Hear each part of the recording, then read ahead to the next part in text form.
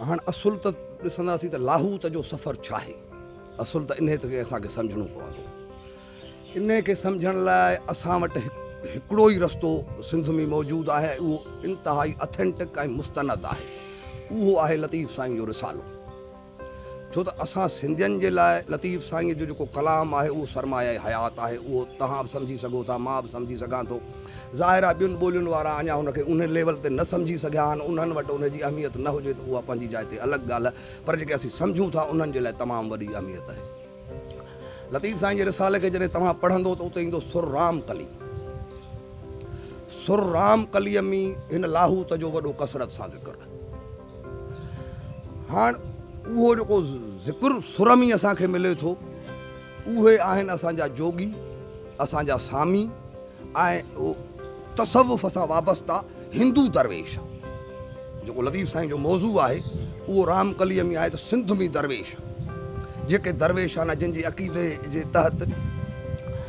हाणे उहे उन्हनि जो जेको हितां खां सफ़र रहियो त लाहूत बि उहे कंदा हुआ जॾहिं असीं मुस्लमान न हुआसीं, त यानी मुस्लमाननि खां अॻु में ई लाहूत जो सिलसिलो ऐं सफ़र जारी आहे जेसि ताईं असीं मुस्लमान न हुआसीं।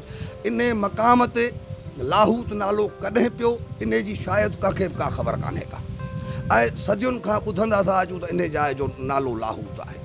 उहे जेके सामी हुआ, जेके जोगी हुआ, उहे हिननि राहुनि सां सफ़र करे पंध तसव्वुफ़ जे ख़्याल सां त रूहानी मंज़िल माणिजे। जॾहिं लतीफ़ साईं उन्हनि खे ॾिठो ऐं उन्हनि जी ज़िंदगी ॾिठी त उन्हनि खां तमामु घणो मुतासिर थियो आहे। हाणे जे उन्हनि जी पूरी हिस्ट्री पढ़णी हुजे त तव्हांखे रामकली पढ़णो पवंदो। लंघ लाहूतां का पढ़ी। हाणे हिते लतीफ़ साईं तो लाहूत खां बि का पढ़ी तूं लंघे वञ हलियो, लाहूत बि तुंहिंजी मंज़िल न हुजणु घुरिजे। जीअं इक़बाल चयो त ए रहनवर दे शौक़ मंज़िल न कर क़बूल, ए रहनवर दे शौक़ मंज़िल न कर क़बूल, लैला भी हम नशी हो तो महफ़िल न कर क़बूल। तव्हां पंहिंजे मक़सद ते हलिया वञो, हिन दुनिया जे ख़रेबनि में अटकिजी किथे रहिजी न वञो हलिया। ऐं लतीफ़ साईं वटि ईंदो त इन साॻे बहस खे जॾहिं खणंदा सुर खाहोड़ी तव्हांखे पढ़णो पवंदो। सुर खाहोड़ीअ में इंसान जे बुलंद किरदार ऐं बुलंद हिमतुनि जो तमामु वॾो ज़िक्र थियो आहे त तव्हां वेही रहण वारी शइ न आहियो, तव्हां हलण वारी शइ। हाणे असीं पंहिंजे मौज़ूअ ॾे वापसि अचूं। जेका असांखे अकुल ॾिसो न, बुनियाद दलील अकुल ते क़ाइमु थींदो। अकुल असांखे जेका दावत थो ॾे, जेको असां अबे ॾाॾे खां शइ ॿुधी, हिन बारे में लिखत तव्हांखे किथे बि कान मिलंदी। मज़हर शाह जहानिया में इन जी लिखत चवनि था मिले थी, जेका मूं पाण न पढ़ी आहे। उन्हनि चयो त हिते नुहाणियुनि ऐं मुग़लनि जे विच में हिकिड़ी जंग लॻी, जेको सुरनीअ जो मक़ाम करे चइबो, जेको हितां खां 8-10 किलोमीटर परियां आहे। उन वक़्त में जेके अंग्रेज़ मौरख़ आहिनि उहे हिते जॾहिं आया आहिनि त हिन नईग ऐं काईअ में हिननि वॾनि वणनि, पाणियुनि ऐं हरणनि जे शिकार जो ज़िक्र कया। इन जो मतिलबु इहो त अॼु खां 400 साल अॻु में ही वण बि हिते आहिनि, ही वायूं बि हिते आहिनि ऐं असीं बि हिते आहियूं। इहा थी तारीख़ी साबिती। बाक़ी असां जेके ॻाल्हियूं आहिनि से अबे ॾाॾे खां ॿुधियूं आहिनि, उहे ई तव्हां सां कंदासीं। अबे ॾाॾे खां असां इहो ॿुधो त हितां खां बलोचिस्तान ऐं सिंध खे लिंक करण जो पैदल जो रस्तो हुयो, तंहिंजे करे हितां माण्हुनि जी अचु वञु तमामु घणी रहंदी। ऐं हितां हाजनि जा काफ़िला सवनि जे सूरत में पैदल हजाज जो रस्तो हुयो, जेके सवनि जे काफ़िलनि जे सूरत में हितां वेंदा हुआ। बाक़ी ॾाढो ॻाल्हि करे त उन ज़माने में लाहूती थोरा वेंदा हुआ, छो त जेके तालिब फ़क़ीर हुआ, जेके अलाह वारा हुआ, ही उन्हनि जो रस्तो हो।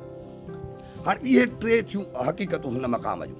हाणे हिन जी जेका असां अबे ॾाॾे खां वठी ॿुधो त हिन जी हिस्ट्री छा आहे, उहा इहा आहे त असांजो नुहाणी क़बीलो, शोरण असांजो इलाइक़ो आहे। पोइ वरी हिकिड़ो गाज जे नए जे पासे वेठासीं, उते बि हिननि सां हिकिड़ी जंग लॻी।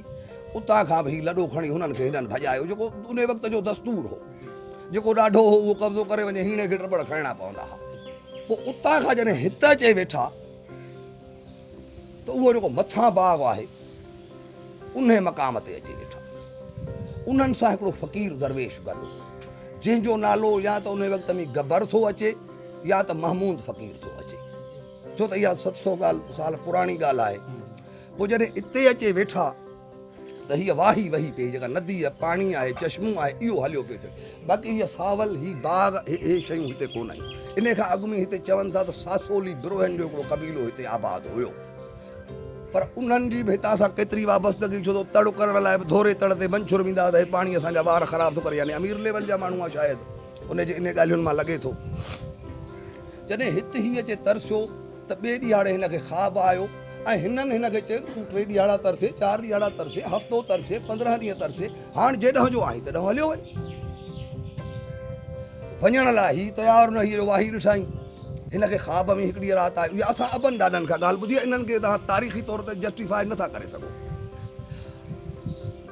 ख़्वाब में आई तव्हां ही पढ़ छॾे वञो ॿिए ॾियारे बि ख़्वाब में आहे 3 ॾियारे हिन सोचियो त जॾहिं ख़्वाब वारो चवंदो वञिबो ओॾे हिन पंहिंजे दिलि में इहो फ़ैसिलो कयो 3 ॾियारे ख़्वाब वारे चयो त तव्हां हितां छो नथा वञो हिकिड़ी ॾाढी ख़ूबसूरत सूरत जेका जंहिंजो सफ़ेद पोश बोझे जीअं ख़्वाब जो ज़िक्र थींदा आहिनि उन खे चयईं त बाबा तूं ही पट छो कोन थो छॾी हुन ख़्वाब वारे चई जी क़िबला मुंहिंजे हाल खां तव्हां बाख़बर आहियो मां किथां खां हलियो आहियां काॾे थो वञे मंज़िल का बि नज़र में मुंहिंजे कान्हे का जेॾे हुकुम करे सरकार ओॾे मां वेंदुसि पोइ उन ख़्वाब वारे चयो त ॾिस हूअ 5 तन पाक जी कचहरी उहा ख़्वाब में हुनखे नज़र आई त हुन दीदार कयो बेशक कचहरी माना जीअं असीं हींअर वेठा आहियूं अहिड़े क़िस्म जी कचहरी हुनखे दीदार थियो जी इन ख़्वाब जे सचे हुजण जूं निशानियूं हिते सुबुह जो 2 ज़ाहिर थींदियूं हिकिड़ो सिरीह जो वणु ॿियो अंब जो वणु उन हिकिड़े में मेवो हूंदो हिकिड़े में गुल हूंदा जे इहा ख़्वाब जी निशानी सची थिए त हीअ जॻह 5 तन पाक जे बाग़ जी आहे ऐं ही माण्हू राति जो हलिया वेंदा ऐं हिन इलाइक़े जूं हिन बाग़ जी ख़िदमतदारी क़यामत ताणी 5 ॿारहनि तोखे ॾिनी जो 700 साल खां अञा असांजा नसुल खाइनि पिया जेका उहा बिशारत मिलियल आहे ऐं इनशा क़यामत ताणी असांजा ई पोयां नसुल हिते हूंदा इहो बि असांजो ईमान आहे पोइ उन दरवेश उन जॻह ते उहो बाग़ रखियो उन कचहरीअ जे जाइ खे अॼु बि दीवार फिरियल आहे जेका ज़ियारतगाह ठहियल आहे उन ख़्वाब जे बुनियाद ते उन ई बाग़ खे 5 तन जो बाग़ करे सघिबो आहे 5 तन जेको हितां खां 1 किलोमीटर अॻियां आहे जेको तव्हां हाणे वञी दीदार करण वारा आहियो हिन बाग़ जे लाइ हवाले ॾींदासीं जॾहिं ॿुधूं त हितां खां हाजी साहिबु सरकार जी हिकिड़ी पंहिंजो मज़ार आहे दरगाह आहे उन चवनि था उन खे ख़्वाब में हुकुम थियो त हुन बाग़ मां चकियूं लॾाए हीअ न चकियूं हिन जाइ ते रखो त आराम आसास कचहरी महफ़िल हिन जाइ ते थिए हूअ पाक जाइ जेका ज़ियारत जे लाइ मख़सूस हुजे पोइ उन दरवेश ई बाग़ रखियो